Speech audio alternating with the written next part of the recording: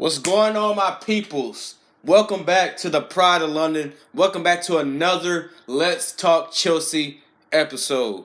And today, I have some great news, some absolutely great news. And I thought it would be great to make a video, especially since news has come out about Mason Mount's update, right? And I know that some of us are still upset about last night. I am too. And later on in the video, I'm going to get onto that. But the good news is, part of the good news is, Mason Mount did not suffer any ligament damage after what was a horrendous tackle from Coquelin. And I just have to say, bro, how long is it gonna take for refs to protect these players, bro? Hazard suffered from this all his Premier League years, right? Why is it that refs?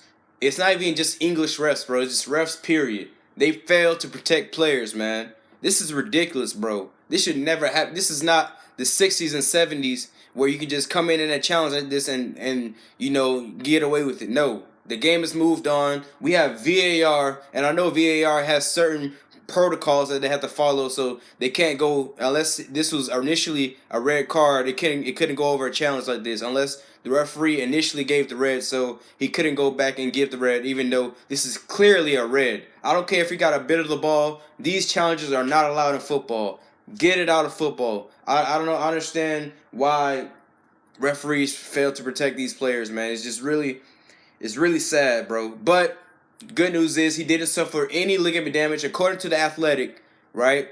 The UK Athletic has said that he has suffered no ligament damage, and he's in contention for Liverpool. Although I doubt he will play against Liverpool because a sprained ankle takes about 2 weeks minimum to get all the inflammation out of the ankle, all that malarkey, right? All that stuff. But good news is, right, he hasn't suffered any ligament damage, so he's in contention for Liverpool. They're probably going to do some reassessment, some fitness tests later on this week, see if he's able to, put some weight on it. Is he able to, participate in training, right? But I don't expect him to play against Liverpool. And don't think of it as a small setback. This is a big setback for us because once Mason Mount came out of the game, we instantly lost a player that's direct, hardworking, that's going to press, win the ball back, and Tammy Abraham suffered as well because that limited his Mason Mount and Tammy's chemistry is second to none. These guys have been playing with each other, since the youth academy, right? So we lost some creativity in our midfield, even though he's played more of he was more of a winger. But we all know what Mason Mount is about. He's gonna get into those spaces in between the lines. He's gonna create chances. He's gonna get inside the box. He's gonna put balls in the back of the net. Right? He's shown this season that if he doesn't have a single chance at goal, right, and in the 80th minute, if he only has one chance at goal the entire game in the 80th minute, 9 times out of 10 he's gonna put that in the back of the net. Right? He's shown that so far this season. He's clinical, and he's definitely going to be missed. As you can see by these stats, he's first and second in just about every category that is significant for a midfielder or a winger. Right? Chances created, dribbles completed. Right? This guy's the whole package, bro. You can put him anywhere on the pitch pretty much, and he'll do a job. Right? He's played winger. He's played as a cam, right? A number 10. He's played it as a number 8. He does it all, bro. And Mason Mount, I can't stress this enough. He's shown his influence on the team, his impact on the team. Because, like I said, once he came out of the game, we lost a sense of, a direction, right? We weren't direct enough once he came off the pitch. And that's why I have to question, why wasn't Pulisic brought on? Like, that to me is a question I have to ask Lampard. Is it something that we don't know about, right? Is it something that we don't know? Maybe if Pulisic not working hard enough, or maybe you're trying to protect the player, which doesn't make sense because when we're already limited in players, you don't have much of a choice, right? So you pick Pedro and Willian above Pulisic. That says a lot to me. Something's going on in training that we don't know about. Maybe he's not impressed with work ethic. I don't know. I doubt that, right? Because Pulisic seemed like a very hard-working player. This is a player that skipped his vacation, put his vacation short, right, to make sure he got a early impression. The guy cut his vacation short just to come back and prove to the new boss that he is the man for the job. He is the man that he can rely upon, right? So I can't really say that, but we don't know. There's a reason why he's not picking, players like Michi or Barkley over Mount and Tammy, right? It's something that they're doing in training, impression-wise. And I also seen some people say maybe it's an English agenda. I don't want to hear that nonsense, bro. I don't want to hear it. It's really ignorant because you see, look at the stats, bro. The last 11 goals that we scored were from academy players, bro. Academy players. Mason Mount, first in chances created, first in dribbling, or second in dribbles completed, first in shots, right? These guys have a big impact on this team. And once Reece James come back, once Hudson Odoi comes back, and this is going to segue into my next topic, other good news, and the boss man himself, the big boss man. That's my nickname as I given him. Ruben Loftus cheek, guys. Now, Jorginho posted this on his Instagram story, right? He posted this on his Instagram story, man. And according to reports, Ruben is 4 to 5 weeks. Yes, 4 to 5 weeks. 4 y 5 semanas, right? I think I said that right. 4 to 5 weeks until the big boss man himself. He's already running. He's already doing sprints. He's already doing training. He's already made it back on the pitch, doing individual workouts. Guys, I'm so excited, man, because they're going to completely change this team, right? Yesterday, I felt like we missed a player that was direct in midfield. Kovacic, he had opportunities in the game where he could have driven the ball forward, and he didn't do so, right? He's not that type of player, so I'm not expecting him to do so. But this is why we miss Ruben, man. Ruben is going to come back and boss the midfield, bro.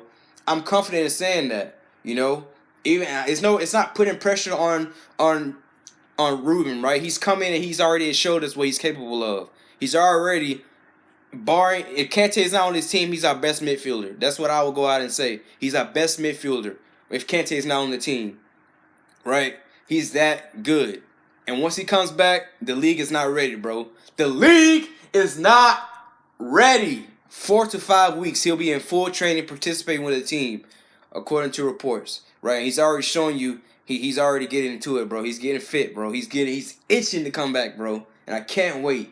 I can't wait, man, because he's gonna be like a new signing for us. All these players coming back, it's gonna completely change this team, bro. But this is gonna go back to the topic of yesterday's game. And this is the final segment of this Let's Talk Chelsea episode, and that's the penalty situation. Now, I'm not going to get onto it. Yes, if Lampard said, I believe Lampard is not trying to save Barkley from the media, right? This is why he said that's our penalty taker. But if that's Lampard's decision, that's Lampard's decision. I don't agree with it. I still believe Jorginho is and should be the penalty taker. But we're not going to get into that, right? I want to talk about our captain, so-called captain, and that's Azpilicueta. Now, apparently, there's footage and video of Azpilicueta pointing at Jorginho saying, that's your penalty, mate. That's your penalty. You take that. It's not Barkley's penalty. That's your penalty, right? And so this got me thinking, back to when Kepa had this little saga with Sarri, right? The reaction, the leadership, the lack of leadership, rather, that Azpilicueta shown, number 4, he was telling Kepa, look, man, you need to listen to the manager. He was trying to, talk to Kepa, right? As opposed to Azpilicueta, who seemed like he was oblivious to the whole situation, right? Imagine if this was John Terry, right? Would John Terry allow this, man? Would John Terry sit there and if he told Jorginho that's your penalty? Do you think if Ross Barkley took the ball from Tammy and placed the ball down, do you think Terry would sit there and allow that, or would he go and grab the ball and place it in Jorginho's hands personally, right? And say, this is your penalty, mate. You're the penalty taker. This is how we're going, right?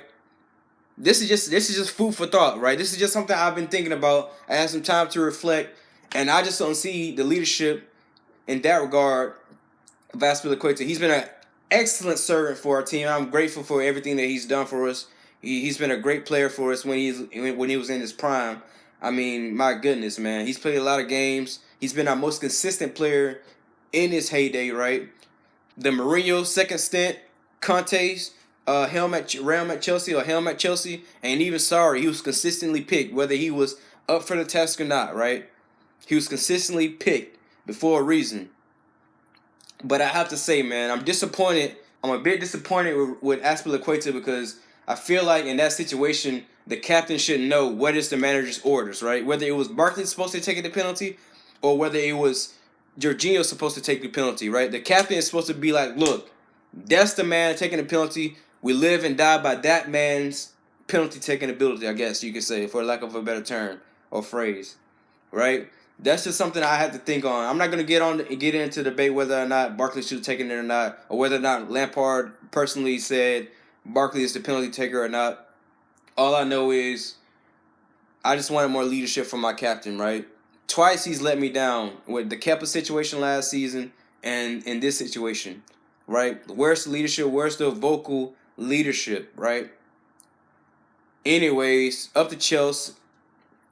Good news for us, man. Mason Mount has not had suffered any ligament damage, and Ruben is back within 4 to 5 weeks. Right, already doing sprints, already running. Right, he's ready, almost loading. Hudson-Odoi and Reece James are imminent. Right, Grimsby Town in the Carabao Cup is the game I expect them to make their full Chelsea debut.